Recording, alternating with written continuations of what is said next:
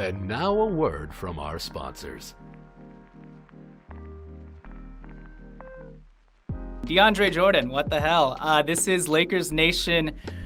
Adobe Photoshop wet dreams come to life. I mean, like anytime from 2013 all the way up until maybe 2018 when some of these guys started to fall off the cliff a little bit, I'm pretty sure there's an exact Photoshop of this team in Lakers jerseys that someone put together. But now, you know, come media day at 9:27, we're going to see it come to life. And it's ridiculous. It is one of those things where there's no way that's going to happen. And then it happens. And then at a certain point, you kind of just got to roll with it, right? I mean, I'm past the point of being like, what the heck?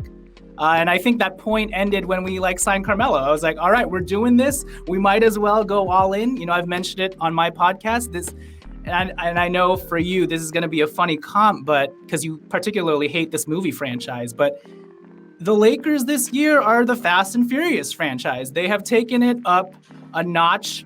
Taking it up a notch is an understatement. There is nothing worse than that movie franchise. There is nothing worse sounding to my ears than you comparing the Los Angeles Lakers to now this franchise that has been, to me, to this date, the most pointless but entertaining franchise I have ever laid my eyes on in the theaters. I can't disagree, though. You have Dwight Howard, DeAndre Jordan, Carmelo Anthony all suited up for the purple and gold. I might as well just put on a Dominic Toretto jersey and just say I'm sipping all the Kool-Aid. Honestly, once we saw LaMarcus Aldridge was going to be a net, the metamorphosis started to move from I can't believe we're really doing this shit to I don't know anger. All things happen because they need to happen.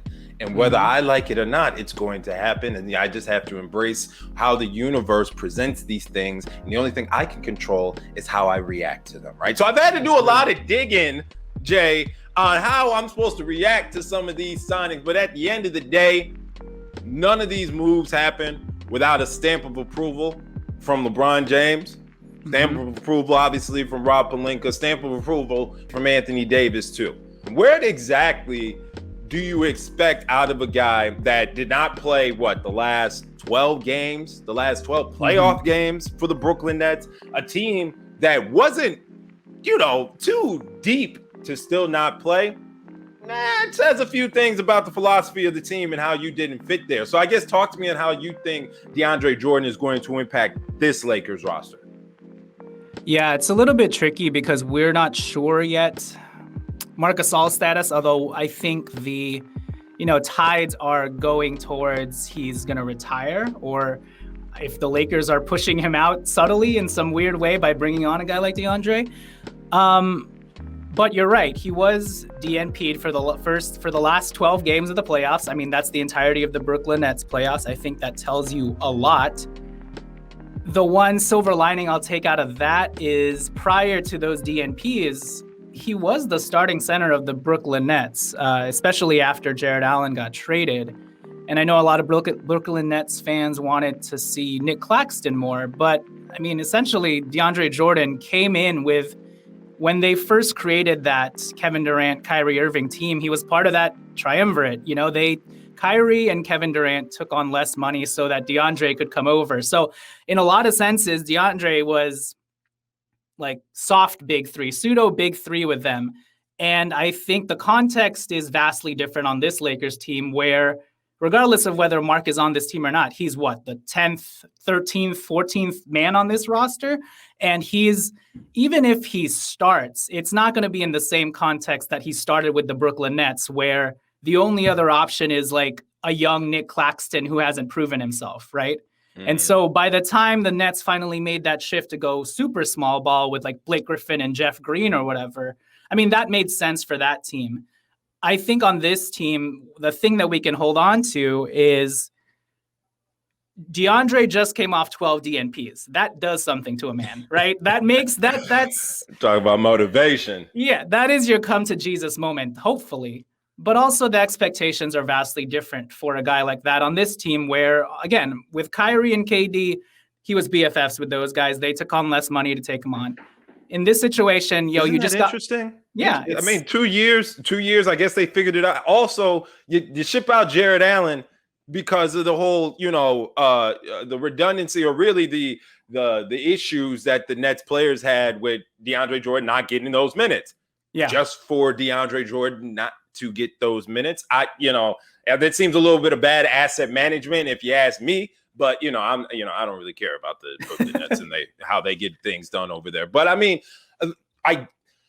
when I look at a guy who is now added to the rest of this suicide Lakers squad, if we're keeping the 2021 movies relevant, I need to know, and maybe it's going to take that first YouTube highlight hype video or Instagram video, him catching lobs, and I'm looking at his hands at the top of the backboard still, a la some of Dwight Howard's, training videos.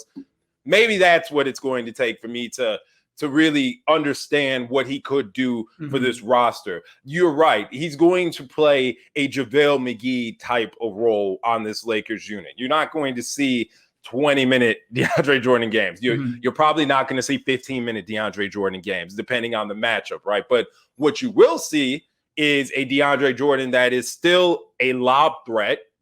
I like that. That makes sense to me. The Lakers won a championship with bigs that were all lob threats, right?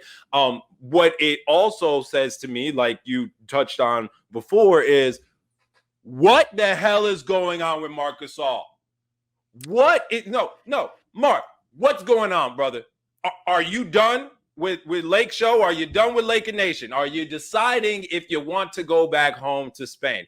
I don't like the in-betweenness in all of this. Or maybe the answer's already on the wall. We just haven't been through that door yet with the move of DeAndre Jordan becoming a Los Angeles Lakers. So let me ask this. Do you expect Marc Gasol on this roster next year, brother? I don't at this point, but given the way that, again, if we're tying it to movie franchises, given the way the Fast and the Furious, Avengers, Suicide Squad, Expendables storyline is going, I also, frankly, wouldn't be surprised if Marc is just on board and we're like, all right, so we do have 9 All-Stars, or you know what I mean? Like, all the signs, all the writings on the wall say Marc is gone. But would we really be that surprised if he isn't? You know what I mean? But having said that, I do still think that this probably signals Marc is gone. I do think this whole saga with him has been really bizarre, just because from as far as we know, from his own mouth, he said he's returning like early August, after the Olympics. That's what we have. That's what he said. Okay. Now, I think he has a personal choice to make, and it's his right to change his mind, right? If he talked to his family after that and he realized, you know what, actually, as much as I'd want to go back to LA and as much as I want to compete for a championship, maybe my heart's just not in anymore. And that's perfectly fine. I just want to know if that's the case, or is it the case that the Lakers are like, whatever Marc decides, let's make sure to fortify our center spot and maybe even passive aggressively, subtly push him out the door. I don't know if that's what's going on, but maybe that could be the case where they're like, hey, we heard that Marc is on the fence. Let's help him get off the fence by signing DeAndre Jordan. You know what I mean? Because that's exactly what they did when they brought on Andre Drummond, right? So let's say that it is the Lakers wanting to push out Marc Gasol in these weird, roundabout ways without actually telling him, hey, you should retire. You should get cut. And they're just like, hey, so you're going to be back next year, right? So DeAndre is going to be the locker next to you.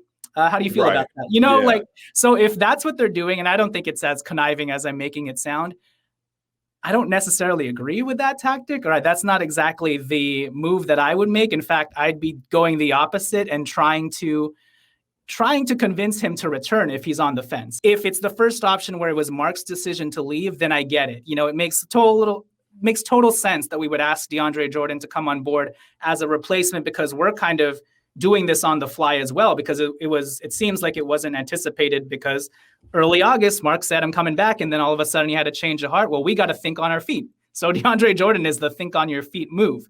Now, if it's the other one again, where, the Lakers are trying to do it and push him out, I don't necessarily agree with it, but this is the identity that we're trying to shape, and let's roll with it. It could very much work. I'd say on the timeline when I see something that's a little cruel, but it is what it is. I say it's nasty business, but business nonetheless. I think this is in Marc's court, to be honest with you. I think this is him just taking a look at his situation, how the things are looking. To me, I just find it funny that DeAndre Jordan and Marc Gasol both started their years as the starting center on their basketball teams. Right. And they both ended up getting 0 minutes when it got time to playoff time. Like both of their roles dwindled down to absolute nothing by the time the season ended. And now DeAndre came in to, we'll see, maybe to replace Marc as Marc takes the next destination in his career. I also saw some Warriors fans talking about, well, if the Lakers are about to get, DeAndre Jordan, what that mean about Marc? And I was like, it's fine, take him. Like, for me at this point, I think Marc Gasol's options are the Los Angeles Lakers, the Golden State Warriors, or going back home to play for his own country, which, to be honest, there's a lot of worse things that you have to make decisions on in life, right? Two teams that have high expectations in two beautiful cities in California, or you're going back to play for your home country. Best of luck to you, man. Just shit and get off the pot. That's all. That's all I ask. Let's just unfoggy this mirror real quick.